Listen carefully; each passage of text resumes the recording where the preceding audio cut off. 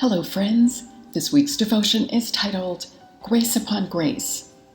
Some time ago during quiet time, our Lord revealed to me that He is pouring out His grace on those of us who prioritize His Spirit of grace first, not solely in our hearts, but also in regards to our time and tasks. It's so easy to pick up our to-do lists first, but God desires to take us beyond our goals and accomplishments.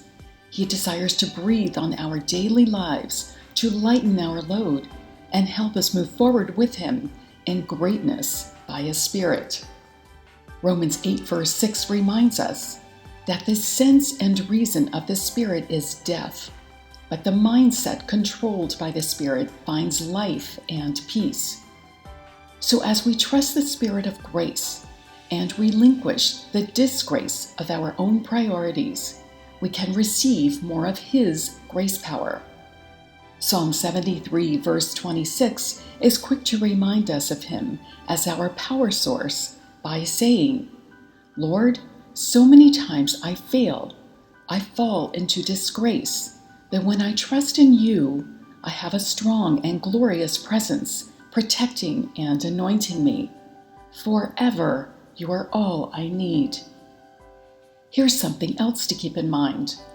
Since one of the definitions of grace is ease, when we feel uneasy about something, it could very well be that God's grace is lifting off of that something and on to something else. In this way, He will invite us to trust Him and move forward with Him, not wanting us to miss His best. When faced with this kind of transition, and we feel uncertain as to whether it's God or the enemy or even us, we can lay the issue on the altar and ask our Lord to make it crystal clear. Just a couple of weeks ago, I awakened to receive immediate, specific instruction from Holy Spirit regarding 3 concerns I'd been praying about. God made it very clear to me that He had a better fit for me in each of these situations, and He revealed next steps. This is one way that we abide in transitions. In these situations, I've learned that any disappointments will fall away to divine appointments of destiny when we obey Him, and the disgrace of lesser things will give way to His grace of abundant life. We can choose to hold on to John 1 verse 16, which says, "From His abundance we have all received one gracious blessing after another." Obedience to His Spirit enables God's radiance in us to shine brighter. Obedient lovers of God will become more of a reflection of Him, to make an even greater mark with Him for kingdom's sake. So as we choose to come increasingly into His light, God can accelerate us. During moments of God's gracious outpouring, He can make it as easy as 1, 2, 3 for us. When we yield to Him, we can experience greater peace and grow under His refuge as we taste and see that our Lord is good in new ways to us. Many have already moved on from former things into the awestruck wonder of God's grace power. They are realizing the beginnings of His higher life for them. Some are even now coming into the never have I ever phase.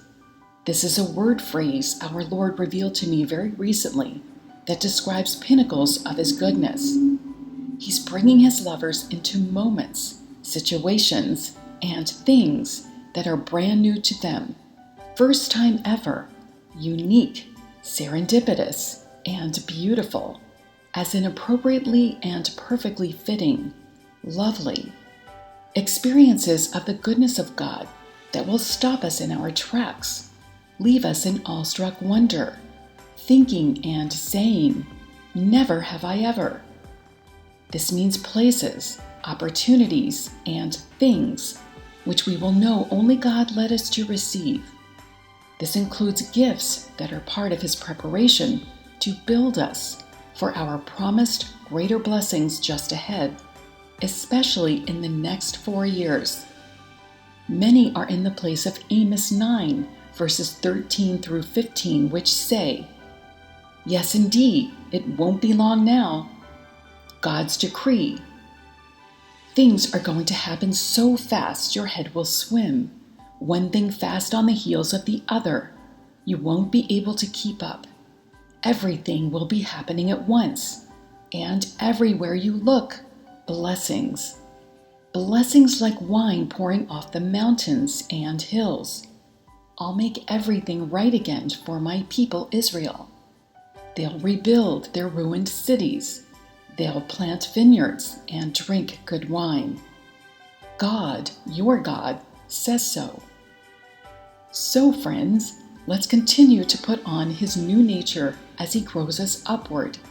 Let's remember Ephesians 4, verses 23 through 25, which say, "And be constantly renewed in the spirit of your mind, having a fresh mental and spiritual attitude, and put on the new nature, the regenerate self, created in God's image, godlike, in true righteousness and holiness. In our dependence on him, let's reflect his strength of grace wherever he guides." So pray with me if you will. Dear Lord, thank you that you and your grace are enough. Thank you for helping me walk out Philippians 3, verses 12 through 14, which say, "I run with passion into his abundance, so that I may reach the purpose for which Christ Jesus laid hold of me, to make me his own. I don't depend on my own strength to accomplish this. However, I do have one compelling focus. I forget all of the past as I fasten my heart to the future. Instead, I run straight for the divine invitation of reaching the heavenly goal and gaining the victory prize through the anointing of Jesus. Now all glory to you, Lord, who is able, through his mighty power at work within us, to accomplish infinitely more than we might ask or think. In Jesus' mighty name, amen.